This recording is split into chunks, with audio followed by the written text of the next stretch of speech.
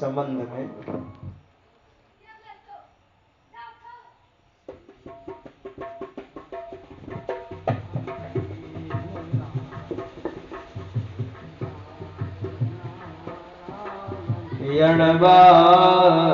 यणवासुदेवा संबंध वृद्ध, उम्र में कम है लेकिन रिश्ते में चाचा हैं। संबंध वृद्ध, पद वृद्ध, बड़े बाबू हैं लेकिन उम्र कम है, छोटे बाबू की उम्र अधिक है लेकिन पद छोटा है। तो बड़ा बाबू आएंगे तो उठ करके सैल्यूट मारना ही पड़ेगा। और वयोवृद्ध, उम्र में बड़े हैं। और चौथा है ज्ञान वृद्ध, ज्ञान में बड़े हैं। उम्र कम है लेकिन ज्ञान में बड़े हैं तो वही बड़े हैं। सौनक जी महाराज ने सूत जी महाराज से प्रश्न किया है। 88,000 ऋषि मुनियों की प्रतिनिधित्व कर रहे हैं और प्रश्न कर रहे हैं, हम तो अज्ञानी हैं महाराज, और उस अज्ञानता को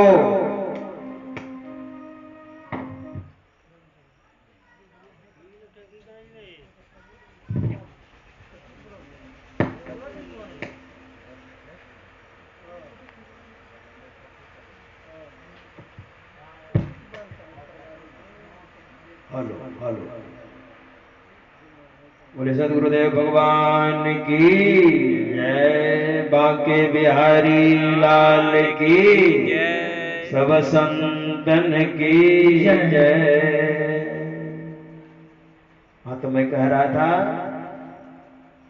सौनक जी महाराज ने बड़ी विनम्रता दिखाई है और विद्या का आसन ही विनम्रता है। विद्या ददाति विनयम। सौनक जी महाराज वयोवृद्ध भी हैं और ज्ञान वृद्ध भी हैं। सूत जी महाराज से कहते हैं, हम तो अज्ञानी हैं और उस अज्ञानता को नाश करने के लिए आपके जो वचन हैं वह सूर्य की किरण की तरह है महाराज। कमरा बंद हो बरसों से और खिड़की आपने खोल दी, सूर्य की रोशनी घुसेगी, तुरंत अंधकार समाप्त हो जाएगा। उसी तरह से वर्षों से मेरे अंदर अज्ञान अंधकार का साम्राज्य है महाराज, और आपके जो वचन हैं वह सूर्य की किरण की तरह है। अज्ञान ध्वांत विध्वंस सूर्य कोटि समप्रभा, सुतख्याहि कथा सारम मम कर्ण रसायनम। सूत जी महाराज, और आपके वचन मुझे बहुत अच्छे लगते हैं, अमृत सदृश। देखिए, श्रोताओं को वक्ता के प्रति जब तक श्रद्धा नहीं होगी आप ज्ञान नहीं ले सकते हैं। इसलिए सौनक जी महाराज ने श्रद्धा दिखाई है। हम अज्ञानी हैं और आप ज्ञानी हैं। तो सूत जी महाराज ने सोचा, वाह, ये वयोवृद्ध भी हैं सौनक जी महाराज और ज्ञान वृद्ध भी हैं, और इतनी विनम्रता, ज्ञानी होकर के विनम्रता, वाह, बड़े प्रभावित हुए सूत जी महाराज। और सूत जी महाराज ने सोनक जी महाराज को कहा,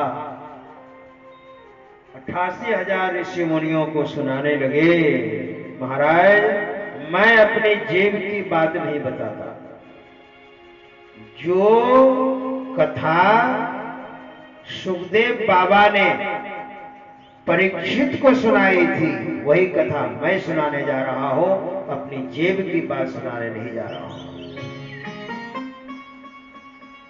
काल ब्याल मुख ग्रास त्रास निर्णास हे तवे, श्रीमद्भागवतम शास्त्रम कलोकेरेण भासितम। काल, सूत जी महाराज कह रहे हैं, हे सोनक जी महाराज, और आपके माध्यम से 88,000 ऋषि मुनियों को मैं सुना रहा हूं। काल, काल का अर्थ होता है मौत। नहीं कहते हैं ये काल है, काल। सर्प को देखते हैं, जहरीला सर्प को क्या कहते हैं? ये काल है, मार डालो इसको, बोलते हैं ना। तो सूत जी महाराज कहते हैं काल ब्याल, काल मतलब मौत, समय, और ब्याल का अर्थ होता है सर्प। काल ब्याल मुख ग्रास, हम काल रूपी सर्प के मुख में पड़े हैं, उसके हम ग्रास बने जा रहे हैं, जैसे भोजन के ग्रास होते हैं ना। काल ब्याल मुख ग्रास, त्रास, और हम दुखी हो रहे हैं। जैसे आजकल वर्षा का समय है, वर्षा के दिनों में मेढक को सर्प पकड़ लेता है, बचने के लिए आवाज करता है, बचाओ बचाओ, लेकिन कोई कीड़े आ जाते हैं तो उस कीड़े को भी खाता है मेढक, और किसी के गाल में, वो काल के गाल में समाया हुआ है। वही सूत जी महाराज कहते हैं काल ब्याल मुख ग्रास, त्रास निर्नाश हे तवे, और हम बहुत दुखी हो रहे हैं। तो इसके उद्धार के लिए, कल्याण के लिए एक ही रास्ता है, श्रीमद्भागवतान मुक्ति ही। श्रीमद्भागवत महापुराण जो यहाँ पर प्रारंभ है, दूसरा और कोई रास्ता नहीं है। देखिए भागवत का तो बहुत सुंदर है, यहाँ लिखा हुआ है, बैनर में लिखा हुआ है भागवत, है ना, श्रीमद् भागवत। तो भाव से क्या होता है? भक्ति, और गौ से ज्ञान, उसके बाद क्या है? वो है ना, वो से वैराग्य, और तो से त्याग। भागवत में 4 बातें हैं मात्र, भव से भक्ति, गौ से ज्ञान, वो से वैराग, तो से त्याग। ये 4 चीजें हैं भागवत में। श्रीमद्भागवतान मुक्ति ही सप्ताहम वाचनम कुरु, 1 सप्ताह तक आप गौर से सुनिए, आपको बहुत ज्ञान हो जाएगा, वैराग्य हो जाएगा, भक्ति आ जाएगी आपके अंदर, और अवगुणों से त्याग हो जाएगा, है ना। ये भागवत का मतलब ही होता है। तो सूत जी महाराज जी ने कहा, हे सोनक जी, एक बार नारद बाबा इस धराधाम पर आए थे, और नारद बाबा को सनकादिक ने सप्ताह ज्ञान यज्ञ का श्रवण कराया था, हरिद्वार में गंगा किनारे आनंद नाम के घाट में। आज भी सप्त धाराएं वहां बहती हैं। कहा सप्ताह, हाँ, सनकादिक ने सप्ताह का विधान किया है, अगर 1 सप्ताह अगर सुना जाए तो भक्ति प्राप्त हो जाती है, ज्ञान हो जाता है, वैराग हो जाता है, त्याग आ जाता है जीवन में, और जीवन उद्धार हो जाता है। तो तो सोनक जी महाराज ने कहा, अच्छा नारद बाबा, हाँ हाँ, नारद बाबा धरा धाम पर आए। नारद का अर्थ ही होता है नारद, जिनके वचन कभी रद्द नहीं होते। नारद बाबा तो संत है ना, और संत के वचन कभी रद्द नहीं होते। जो कह दिया है ना, बिल्कुल अकाट्य हो जाता है। तो नारद बाबा धराधाम पर आए। हरिद्वार, ऋषिकेश, पुष्कर, कावेरी, गया आदि आदि तीर्थों में घूमते हुए, और जब यमुना किनारे जब आए ना, उन्होंने एक कौतुक देखा। क्या देखा? बहुत सारी स्त्रियां पंखा झड़ रही थी एक नवयुवती को, और एक पुरुष लंबी लंबी श्वास ले रहे थे। उसी के बगल में एक पुरुष और था, वो भी लंबी लंबी श्वास ले रहे थे। शरीर में झुर्रियां पड़ गई थी, केस सफेद हो गए थे, और बेचारी रो रही थी वो नौयुवती, और स्त्रियां चुप करा रही थी, पंखा भी जल रही थी। बगल से नारद बाबा गुजर रहे थे। नारद बाबा ने देखा, और नारद बाबा को भी उस नौयुवती ने देखा। तो नौयुवती कहती है, भव भव साधो। कुछ दूर में थे नारद बाबा। भव भव साधो क्षणं तिष्ठ मच्चिन्तामपि नाशय दर्शनं तव लोकस्य सर्वथा हरं परम। वह नवयुवती कहती है, भव भव साधो क्षणं तिष्ठ। ऐ महात्मा जी, एक क्षण के लिए ठहर जाइए। क्षणं तिष्ठ मच्चिन्तामपि नाशय, और मेरी चिंता को नाश कर दीजिए। नारद बाबा ने कहा, मुझे बुलाया? जी हाँ। नारद बाबा गए नजदीक। देवी क्यों बुलाया? महाराज मैंने सुना है, दर्शनम तव लोकस्य सर्वथाग हरम परम। साधु महात्मा के दर्शन मात्र से सारे पाप धुल जाते हैं। भागवत में साफ शब्द में लिखा है, भव भव साधो। साधो कहे कबीर, सुनो भाई, साधो, भव भव साधो। कबीर साहब जो कहते हैं, भक्ति महारानी वही तो कह रही है, भगवान वेद व्यास लिख रहे हैं। मैं कभी कभी कहता हूं कथा में, 100 बहुत कम कथा करता हूं, फिर भी 101वां ये कथा मेरी है। 101। अगर मैं कभी कभी कहता हूं, एक ही जगह अगर मैं 10 वर्ष तक कथा करता रहूं, एक ही जगह भागवत कथा, अगर आप तैयार हो तो मैं डेली सुनाऊं 10 वर्ष तक एक ही जगह। 15 वर्ष मुझे लगे अध्ययन करने में, तब उतरा हूं इसमें। 101 एक कथा हो रही है। तो भक्ति महारानी क्या कहती है, मैंने सुना है साधु महात्मा के दर्शन मात्र से सारे पाप धुल जाते हैं, और मुझे तो बहुत समस्या है महाराज। नारद बाबा गए, देवी क्या समस्या है, और तुम कौन हो, तुम्हारा जन्म स्थान कहाँ है, तुम्हारा नाम क्या है? क्योंकि बिना एड्रेस का कोई काम करना ठीक नहीं है ना, बिना एड्रेस का। इसलिए नारद बाबा ने पहले एड्रेस पूछा है, देवी तुम कौन हो, और ये स्त्रियां कौन हैं, ये पुरुष कौन है? वो क्या कहती है, उत्पन्ना दर्भिणेशाहम वृद्धिम कर्नाटके गता, क्वचित क्वचिन महाराष्ट्रे गुर्जरे जीर्णतांगताः उत्पन्ना द्रविड़ेशहम। द्रविड़ देश मेरा जन्म हुआ है महाराज, द्रविड़ देश मेरा जन्म स्थान है। वृद्धिम कर्नाटक के गता, और कर्नाटक में मेरा लालन पालन हुआ है। क्वचित क्वचिन महाराष्ट्रे, और महाराष्ट्र में कहीं कहीं सम्मानित हुई।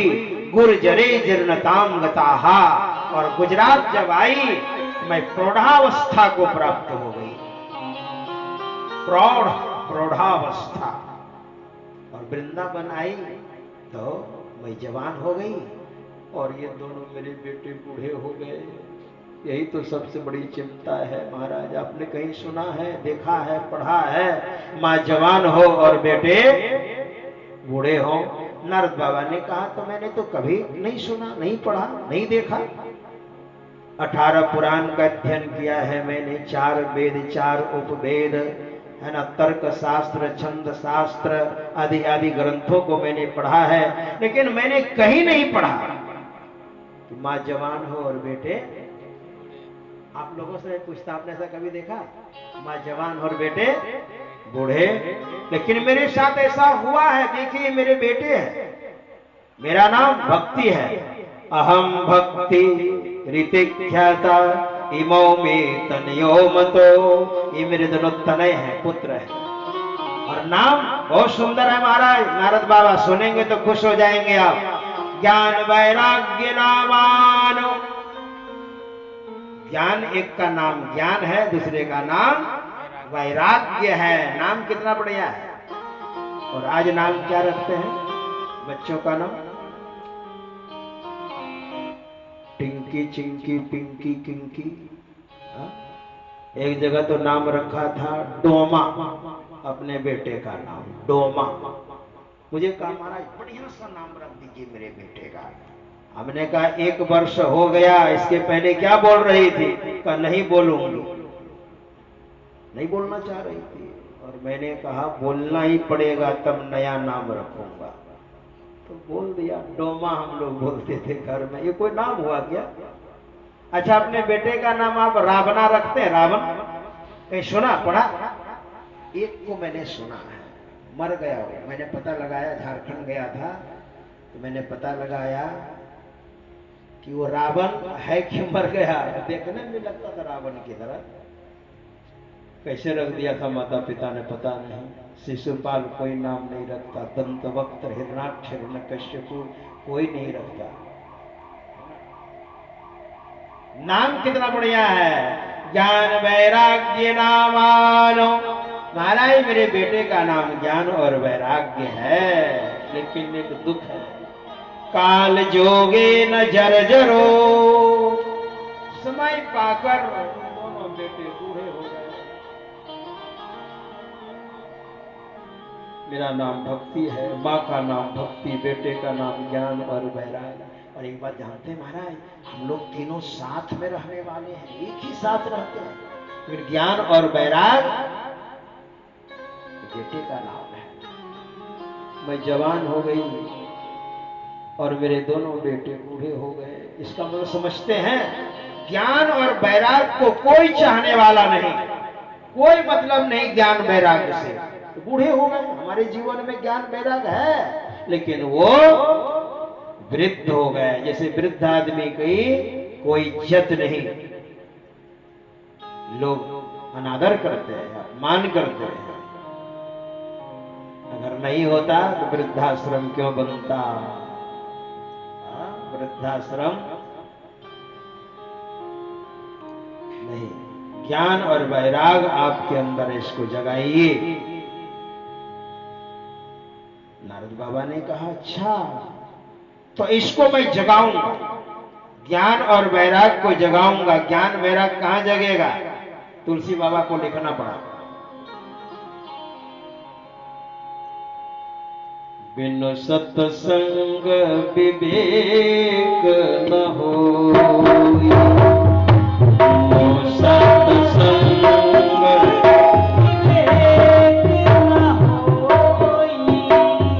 राम कृपा बिनु सुलभ न सोई।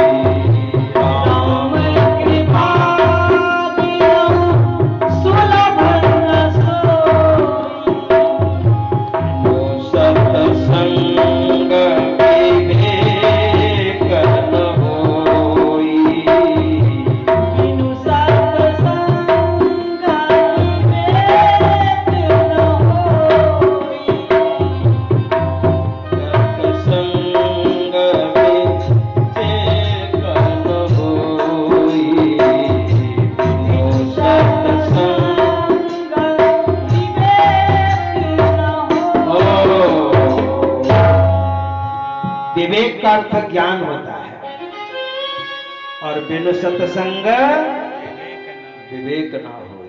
अभी हम लोग कहाँ बैठे हैं? सत्संग में बैठे हैं। कथा का मतलब ही सत्संग होता है और सत्संग का मतलब ही कथा होती है। हमारे गुरु महाराज से पूछिए, जिनकी तस्वीर सुशोभित है, पूछिए। महर्षि में पदावली आप पढ़िए, मैंने पढ़ा है और आप नहीं पढ़े तो आप भी पढ़िए। हमारे गुरुदेव क्या कहते हैं? धर्म कथा, पहले कथा शब्द का व्यवहार किया है। धर्म कथा बाहर सत्संगा, धर्म कथा बाहर सत्संगा, अंतर सत्संग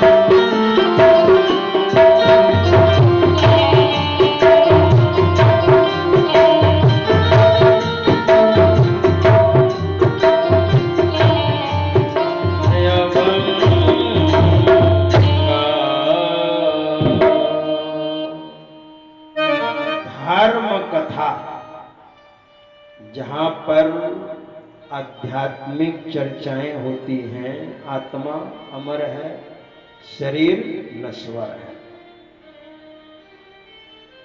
जहां ये चर्चाएं हैं, ये धर्म कथा है।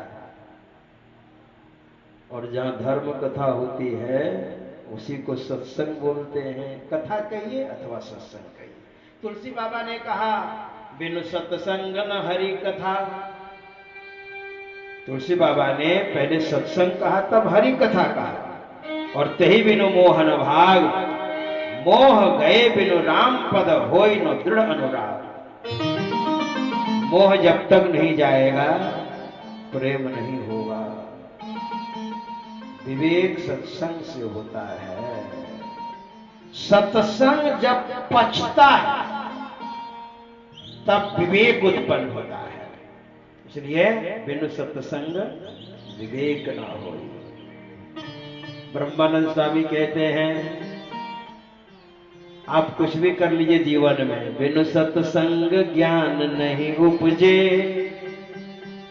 कर ले जतन हजार रे। आप सत्संग नहीं कीजिएगा तो ज्ञान नहीं उपजेगा। कर ले जतन हजार रे, हजारों तरह से आप प्रयत्न कर लीजिए, ज्ञान उत्पन्न नहीं होगा।